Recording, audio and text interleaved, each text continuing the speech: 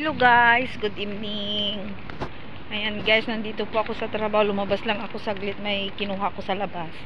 Ayan yung mga building guys na nagtataasan. Bako naman dito. Malayo yata yung pupuntahan ko ako. May kalahating oras kasi kaming may puntahan naming Bakala. Ay store dyan oh.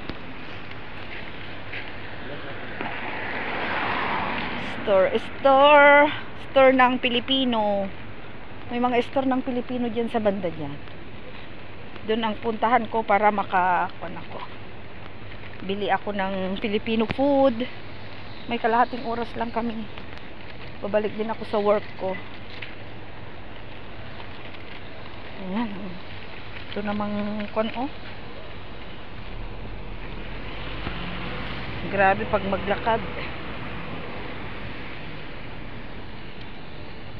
Ayan guys, nanda yung Bakala, yung store ng Pilipino. Ayan na yun, malapit na guys.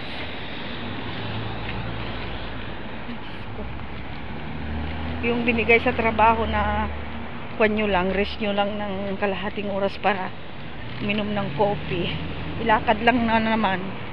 Ayan guys, malapit na ako sa store. Kumpleto dyan, Filipino food. May pandesal, kahit ano. Ay, so, pagtawid ang ayaw ko dito eh. Kung ano-ano naman. Dito ako guys para makatawid. God! Wala na yung kalating oras ko guys! Nandyan na oh, press mark. Lalakad naman ito, kawawa naman. Parang may sakit oy.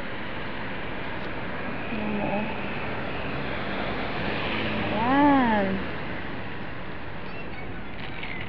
Ayan.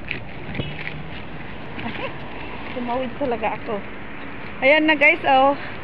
Selected with care. Ayan, ito yung Filipino food guys. Puro Filipino food dito. May mga dilata. Ayan, papasok ako dyan, tapos babalik ako sa trabaho ko. Ay, grabe ang lalaki ng building dito guys. Ayan oh, doon ang trabaho namin. Punta muna ako dito sa Prismark.